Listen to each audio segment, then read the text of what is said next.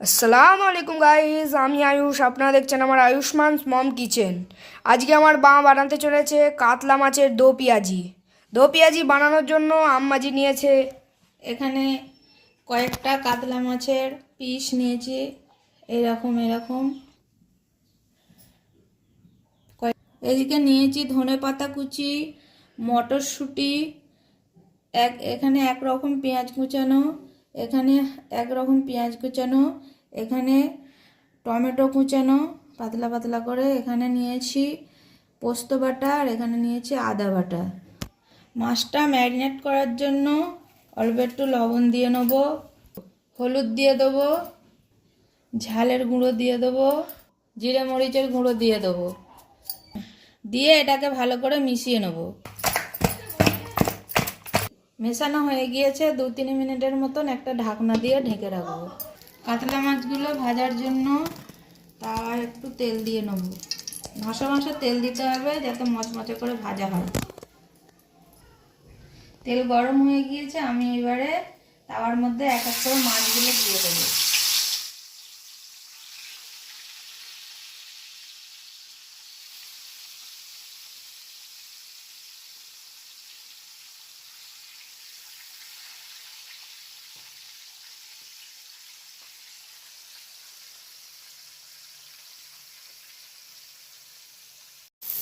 মাছগুলো তুলতে নিলাম, এইরকম লাল লাল করে ভেজে নিতে হবে।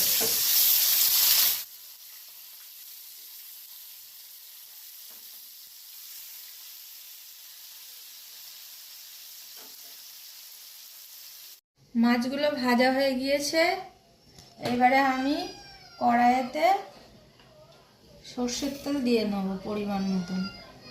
গরম হয়ে গেলে এই উপকরণগুলো এর মধ্যে এক এক করে দিয়ে দেবো।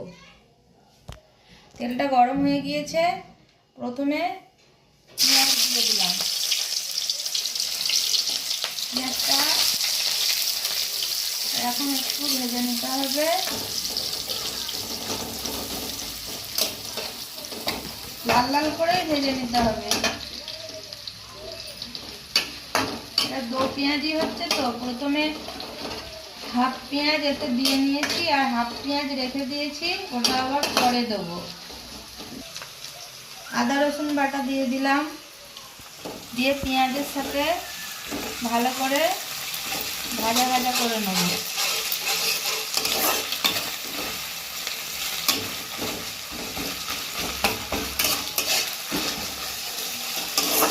মটরশুঁটিগুলো দিয়ে দিলাম,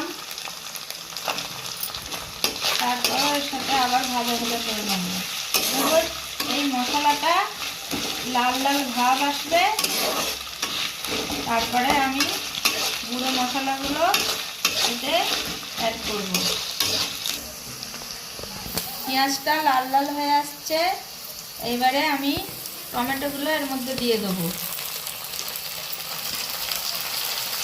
আর এক ভাগ পেঁয়াজ রাখা ছিল, সেই পেঁয়াজটাও এর মধ্যে আমি দিয়ে নেব।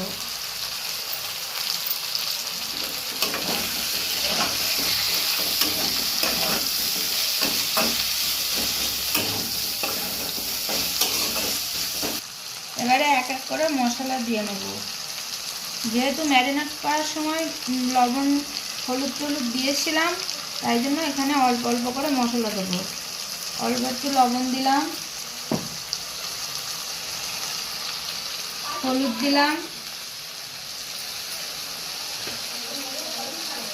লঙ্কার গুঁড়ো দিলাম, জিরে মরিচের গুঁড়ো দিলাম, এলাচের গুঁড়ো দিলাম।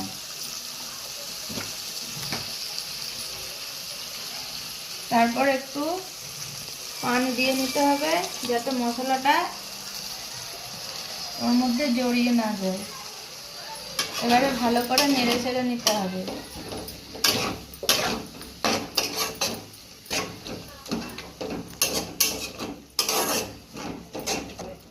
ভালো করে মশলাটা কষিয়ে নিতে হবে। আবার শেষে পোস্ত বাটাটা দিয়ে নেব।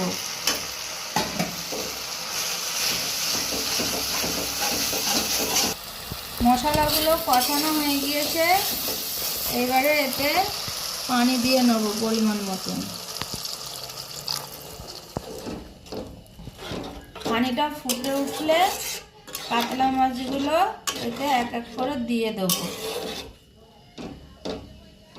2 মিনিট একটা ঢাকনা দিয়ে ঢেকে রাখবো। কাতলা মাছের মশলাটা ফুটে উঠেছে, এইবার আমি এক এক করে কাতলা মাছগুলো দিয়ে নেব।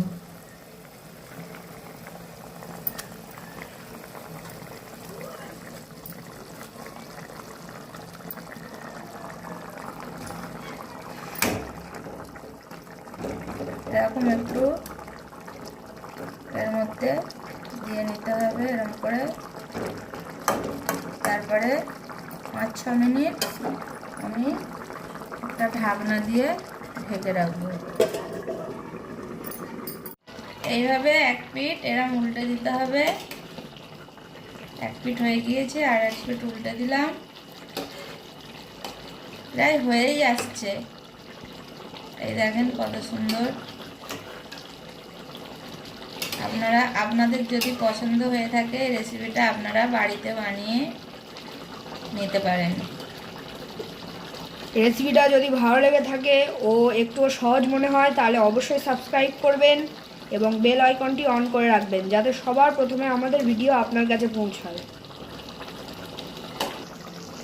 উপর থেকে ধনেপাতা কুচিগুলো ছড়িয়ে দিলাম। ধনেপাতা দিলে পরে তরকারির ফ্লেভারটা ভালো আসে, তাই আমি ধনেপাতা দিয়ে দিলাম।